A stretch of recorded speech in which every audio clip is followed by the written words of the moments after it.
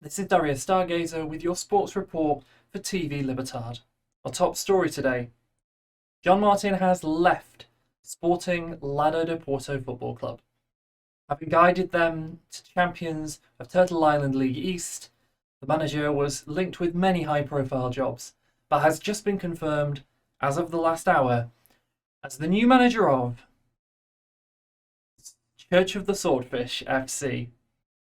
Manager John Martin was heavily linked with many jobs, including the job of the Port Morgana Nobles, but in the end has chosen to join the Swordfish in Paradiso League 2.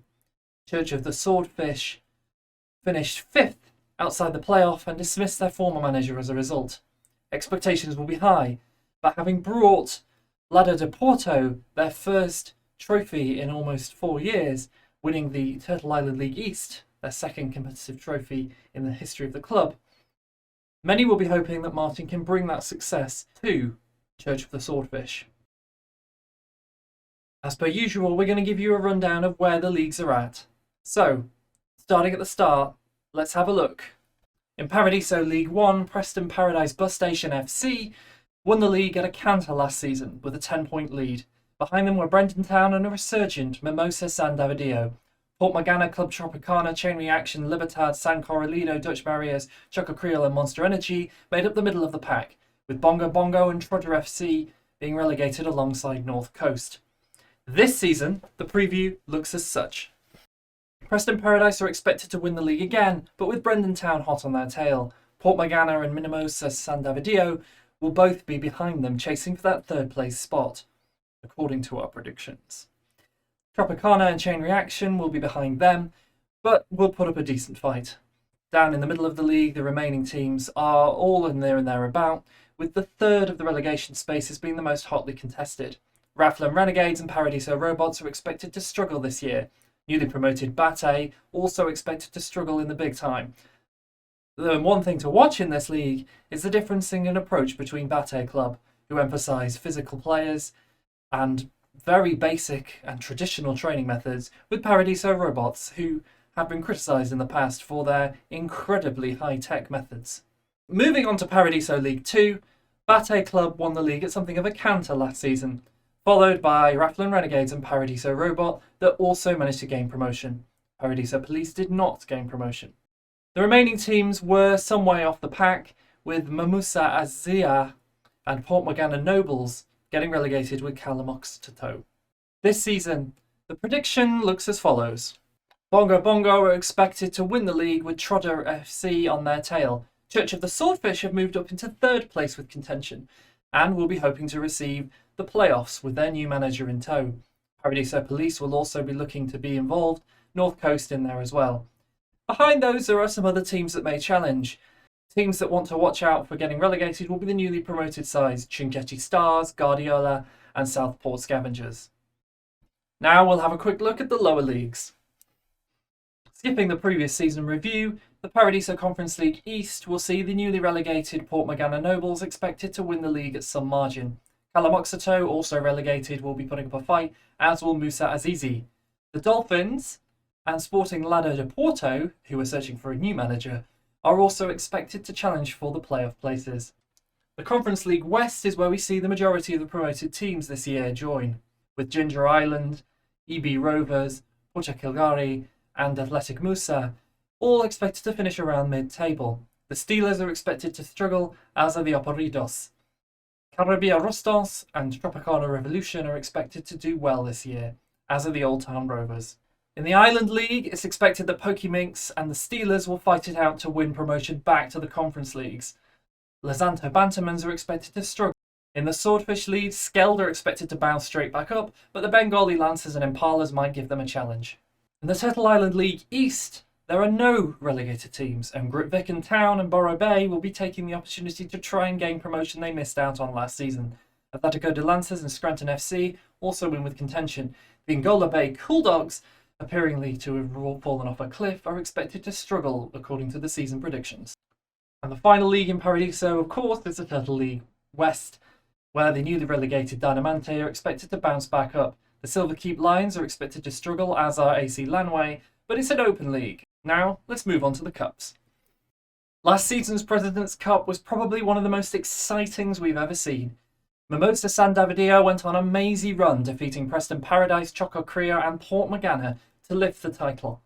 Brendan Town did the worst they've done in many years, failing to retain the trophy that they were on for winning for the third time as part of a general decline to the President's team.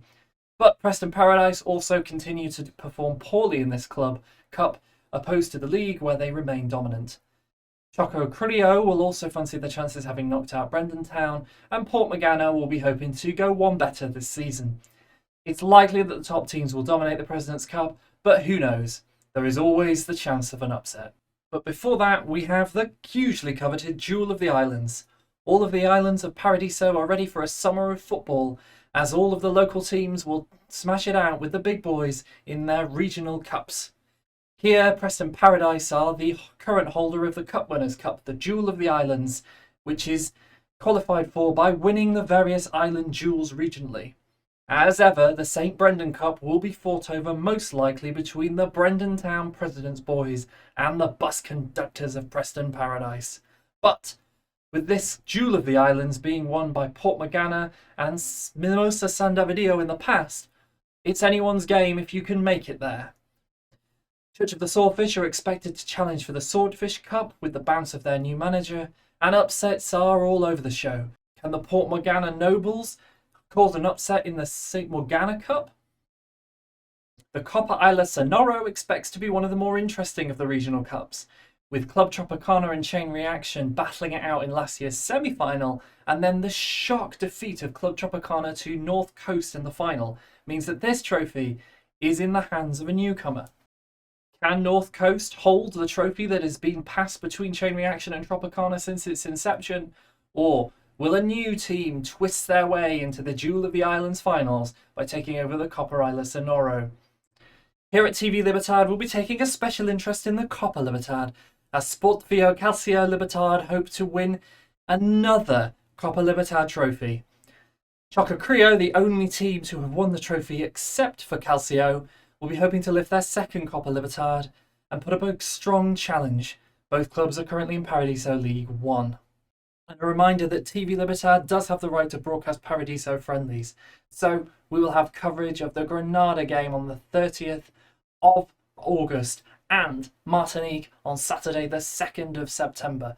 Both of those teams hopefully will be no match for Paradiso, who are top of their Nations League group and currently unbeaten this year.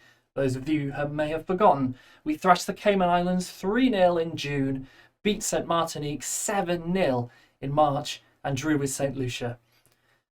Nation League's group champions Paradiso will play El Salvador in the World Cup qualifying. But that's all. We will be back with more sports updates in the coming days, with all the coverage of the regional cups, the transfers, the management movements, and of course the Paradiso national team. Keep watching them shooting stars. Paradiso's on the up. That's all from me, Darius Stargazer, for today.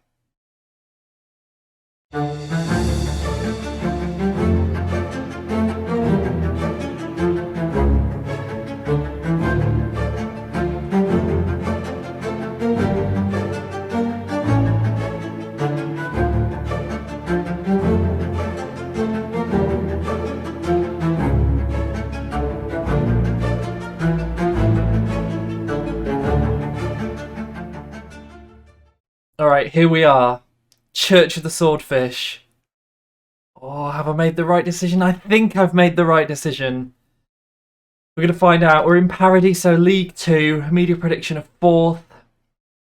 We enter the President's Cup at the 3rd round, so a much better chance of winning that. We've got a good transfer budget, good wage budget, secure finances. Bringing our assistant with us. The brother's young husband. I don't know what to make of that as the owner. This is apparently the best team. A narrow formation, we're good with that, so we might stick with that. It's had a lot of success with Basel Black Stars on Twitch with this formation. Some interesting players here. A couple of players that were at the start of the database, mostly regens. This is the different level. We've jumped from the bottom tier of Paradiso up to the 2nd tier of Paradiso. So the key is going to be try and win the Swordfish Cup. We are We are the Church of the Swordfish. We're on Swordfish Island. We should hopefully be able to put in a good showing for the Swordfish Cup. That's the key. If we win Paradiso League 2, that's great. But for me, it's about getting in there, winning that Swordfish Cup, putting a good show for ourselves before we move on to another team. Winning those regional cups for me is the way that we win the most things on Paradiso. We'll have to have a look and see what other teams are in the Swordfish Cup, but we've got to be one of the stronger teams there. Right, first things first, let's have a look at the cups and see Church of the Swordfish, who has been winning this over the last few years. Mimoso San Davidio, that's going to be a problem. We've reached the semi-final once. Sorry, reached the final once. We've got Monster Energy in here as well. Gosh. Club info, got lots of rivals, lots of local rivals. The value of the club is not particularly high. But the facilities aren't awful. Let's see who our key players are. Attacking midfield is... Attacking midfield, a centre-back. Central defender, central midfielder, attacking midfielder, okay. Ryan Durkin. Gosh, he is quite good. He is quite good. I'm not seeing wingers particularly. Clement could be a winger. Could also be a bit more central. But I'm also not seeing a lot of it. I mean, we've got a pressing forward and a poacher. I feel like this has got to be Black Stars, hasn't it? Let's see what we can do. Let's load up the Black Stars tactic and see if that's going to do as well. There are holes here in this squad. We probably need a striker. We need a defender. We might need to lower the tempo on this, possibly. It's always worth seeing if we've got anything in the Dream 11. We've got some players in the Dream 11, I think. No, we don't. Oh, we do. Henshaw is in the Dream 11 and Durkin. I wonder if we could possibly take a player from Trodder. I mean, it's unlikely. Goodness me, this guy looks good. Let's get him scouted. It could be quite a long summer, I think. Centre backs, we really are lacking. We can probably get away with putting Felix in there. But then that leaves us with the problem of our right back. Francois from Haiti. Okay, yeah, he's on loan from Club Tropicana. I can see that being a thing. We'll see if we can get him for another season. Indeed we can. Okay, he's more of the attacking wing-back we're looking for. He's been day released from prison. I think I need to go and do some signings and then come back, because this is getting spicy. We have returned, and gosh, a lot has happened. So, first of all, as you will see from this home screen, I don't think we're winning the Swordfish Cup. First knockout round was drawn, and we pretty much could not have drawn a worse team. Mimosa San Davidio, I don't think they've started their league season, but one of the best teams in Paradiso. What's their prediction? Yeah, predicted to finish third. I don't know what our head-to-head is, but this might be a 2-year project. But you know what? We're not going to let ourselves be bothered too much by Mimosa and Chichi Rawlings. Gosh, he's very good, isn't he? Certainly good at judging player ability. Crikey, what a manager! We're just going to focus on being the Church of the Swordfish and putting the best performance that we can. Speaking of managers, I have just completed a coaching badge, and can you tell? Because I can't. I guess we can kind of coach defensively. It's not a good look. Our assistant manager, who definitely was a factor in coming to this job rather than the other. Let's see if I can find her. Dagmar Dahl. She's looking very good, and she's on for another coaching badge. I'm almost a little bit worried that she's going to become too good for us. We'll have to try and make our way to the top tier of Paradiso. But yes, she's definitely developing better than I. But we have, as a result, got one of the best coaching teams in the league. We've recruited some new scouts. We've recruited some new coaches. We've got some new physios. We don't quite have the legendary healing hands that Church of the Swordfish have had in the past. Had one of the best physios on the islands, but we're doing all right, and we have made some changes to the team. Let me show you the transfers.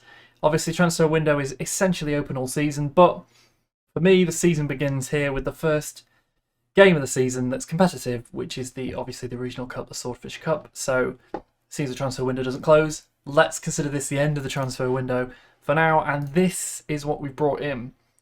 We spent some money. We still have some money to go. We've got 330k, lots of wage budget. So we've released a lot of players. These are players that we've sold. We've kind of let a few wingers go, kind of younger players that aren't necessarily going to develop. If I go back here to released players, you can see big long list. So if I go to released players, you can see there's a big long list here of players that we've released. So don't worry, I'm not ruining the club financially. We brought in some. It's a modest number, I think. Actually, it's a modest number, and there's some real quality in here. So one of our first signings was this chap, Alex Quasada. He was on loan with us last season. If we go over here, you can see 26 appearances, 1 goal, 1 assist, 6.75. Not setting the world on fire, but I felt like he was a pretty good signing. Wing back, very fast, 15 acceleration, got quite good determination. Definitely a good standard for this league.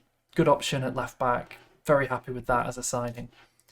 The next signing that we brought in was Fernando Rivera on a free, I believe, or at least did they?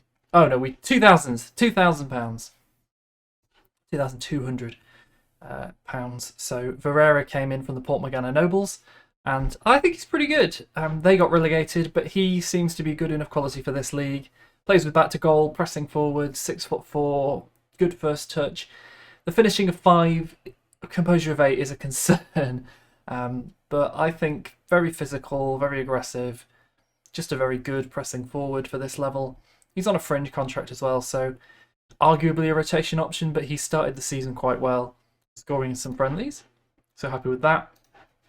Then we get to Elisa Montenegro, and he has come in, and with his leadership of 18 is immediately the captain. Aggression of 1 on a centre-back, definitely a concern. Not a very technical player, but for Paradiso standards, 6'3", 12 marking, 15 heading, 13 jumping reach, 9 tackling. You know, the positioning's fine, the decision's fine, the concentration's fine. I think perfectly good centre-back, comes in as a fringe player. Realistically, I think he's probably going to be a regular starter playing as our starting right-footed centre-back. We had a real lack of centre-backs, so we brought him in. A little bit of money as well, 2,000, but 2,000 pushing 3,000, not a lot. Luke Clark was a free transfer. He doesn't look amazing. He's apparently a good League 2 standard player, but the star rating doesn't necessarily suggest that.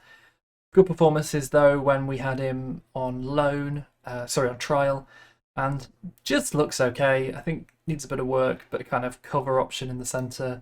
Can play attacking midfield, can play central midfield. He's all right.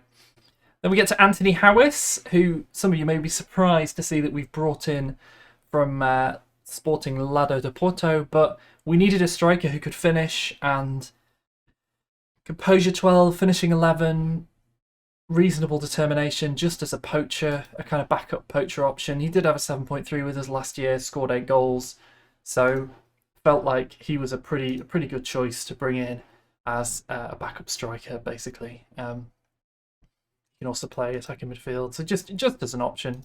He might end up being a shadow striker as well, potentially. Not sure he's got the physical attributes for it, but you know, you can imagine him with Vieira up front, getting the supply, looking pretty good. Fraga is another player who's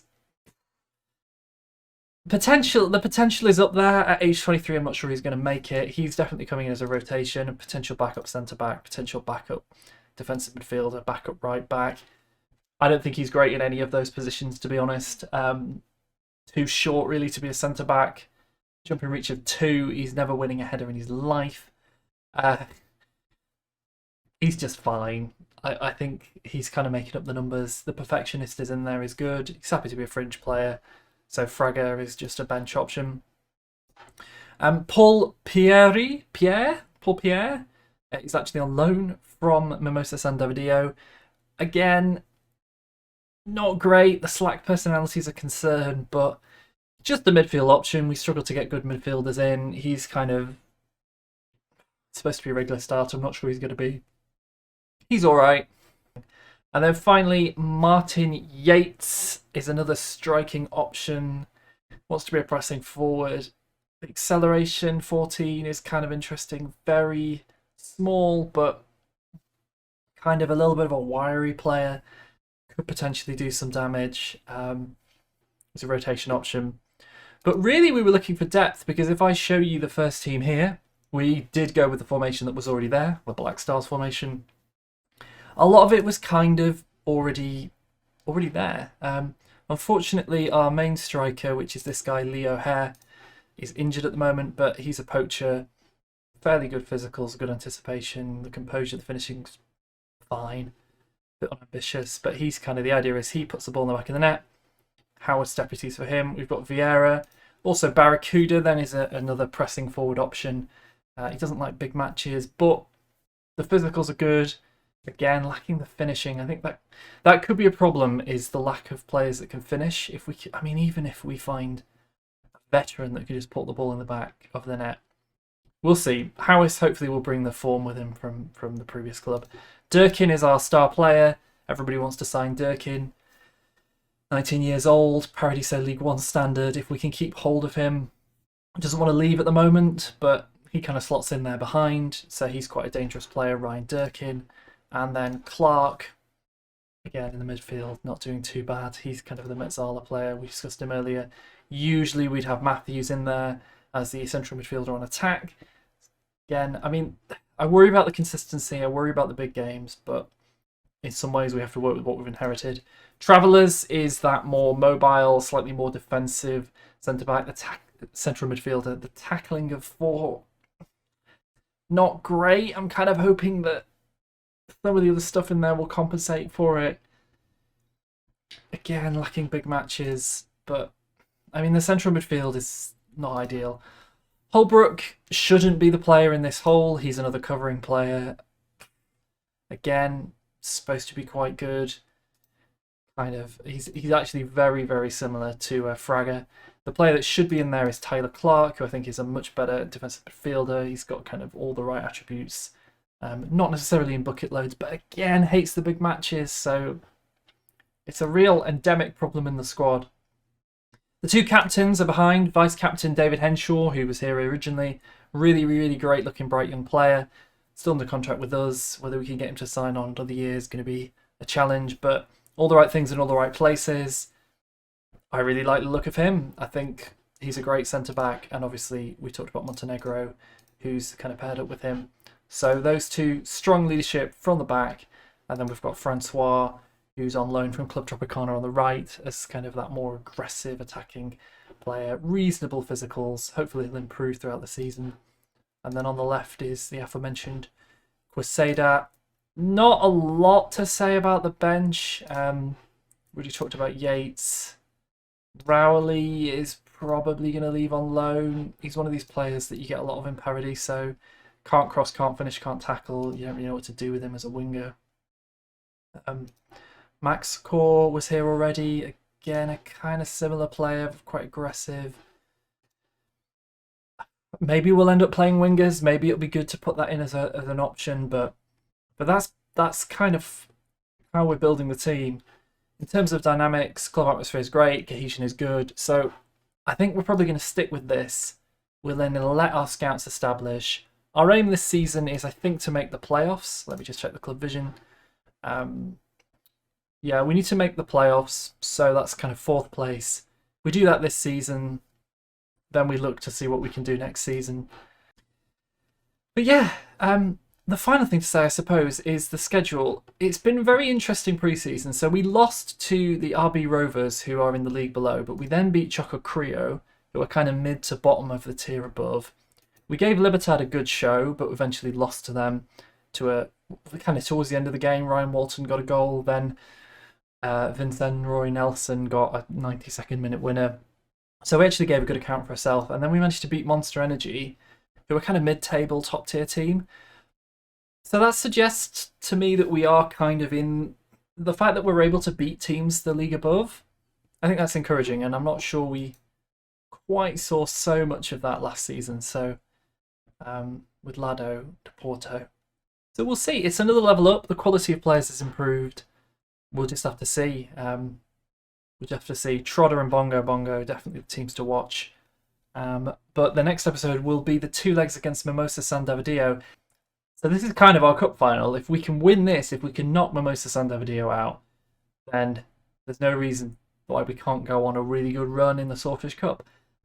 However, we're almost certainly about to be knocked out in the first round, and I would hope the board would forgive us, but we'll see. I'll put that episode out as fast as I can. Hope maybe it'll be a bonus episode. If not, it'll be next Tuesday. But that's it for now. Let me know in the comments how you feel. If you do like this video, that's really helpful if you've watched it. And obviously, if you want to share it around, that's always useful as well. Comment for the algorithm, my friends. Comment for the algorithm. And I will see you on Twitch or in the next video, or on Discord, or on the comments, or in the street. Bye!